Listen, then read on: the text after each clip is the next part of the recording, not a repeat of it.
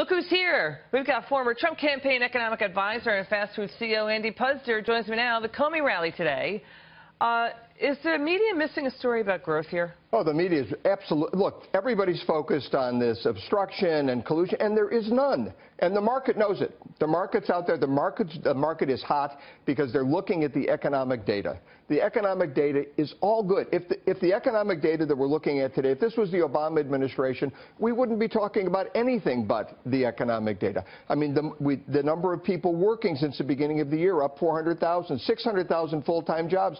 We actually lost 200,000 part-time jobs, which is good. Median household income increased more in the first 3-4 months of this year than it increased in the entire 7.5 years. That's just cutting back on the vegetation of rules, right? And it's not even a tax and health reform agenda. It's rules. You are incentivizing businesses, CEOs and business owners to build and to grow. Look at the president responding to questions about James Comey at a press conference today. James Comey confirmed a lot of what I said. And some of the things that he said just weren't true. No collusion, no obstruction. He's a leaker. Did he ask for a pledge of loyalty from you? That's another thing he said. No, he did not. So he said those things under oath. Would you be willing to speak under oath to give your version of those events? 100%. 100%. Testify under oath. Think that's going to happen? No. He's the President of the United States. He shouldn't have to testify under oath. But I think it's wonderful that he said he would. Look. This is so much flack, so much ridiculousness, just trying to prevent the president from accomplishing his agenda. His agenda is economic growth. He's already proving that he can achieve economic growth. He's creating jobs. He's increasing incomes. He's doing all the things that scare the Democrats and the progressives to death.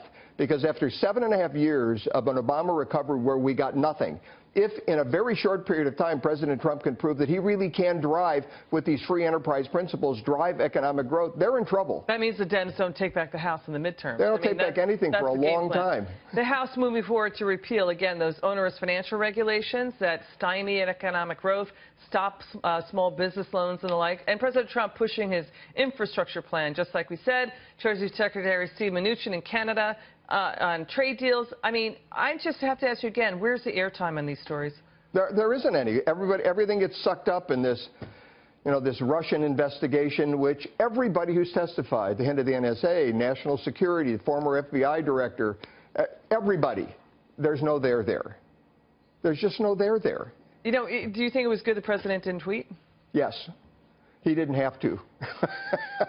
On this one, he didn't have to. He didn't have to. No, I think people who saw, look, this was a disgruntled employee talking about his former employer who terminated him. I mean, what did people expect him to say? They knew he wasn't going to come out in a friendly way. Yeah, let's head over to the UK. After Queen Elizabeth gave her formal approval, British Prime Minister Theresa May introduced her plan to ensure certainty in a new coalition government split with Britain's Labour Party. And here's what happened. We reported live last night. The breaking news happened during the show. The shock-snap election result that cost Theresa May's Conservative Party its parliamentary majority. Let's take a look at the European markets. London's FTSE and the Paris CAC each closing about 1% higher. Now, the pound did suffer its worst day this year. It's stuck at around $1.27. The FTSE charging higher on the pound's weakness.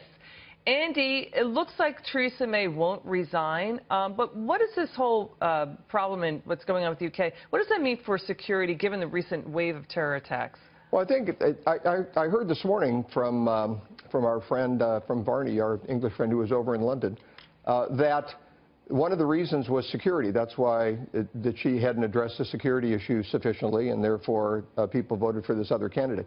I can't understand why the other candidate would get any votes. He was really kind of a progressive. But I don't know what it means for security. I think it looks like things are a mess over there. I mean, the Labour Party's blocked tougher terror laws to counter terror, right? So I don't know what they thought they were achieving. We'll have to wait and see. Is there concern here? I mean, Brexit was temporary, and then there was a pullback, and the market retraced.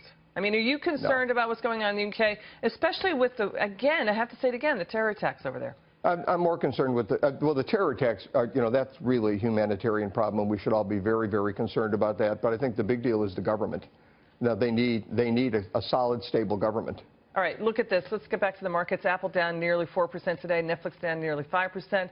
Let's get back to the bull market and people's wallets. Do you think the market's running out of steam with these tech stocks? No, I think the tech stocks, they've hit some highs. People are going to take profits. That's what people do. And I think on good results, they'll go up more. So I think it's just there were some look, Apple was in summer last year was like $100, yeah, and now it's 150.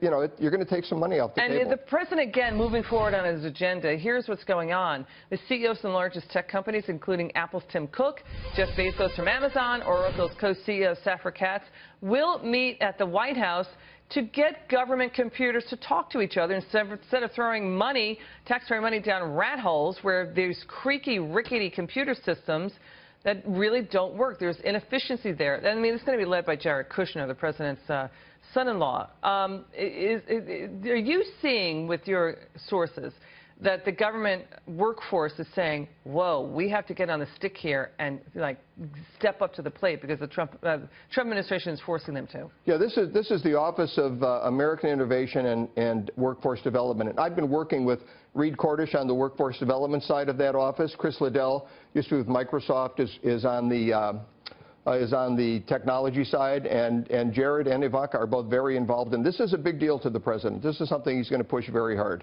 I think he said today that he wasn't elected to continue a broken system. He was elected to fix it. Yeah, so he's elected to fix it, but still, I mean, we're going to go into the weekend with the weekend talk shows all about James Comey, right?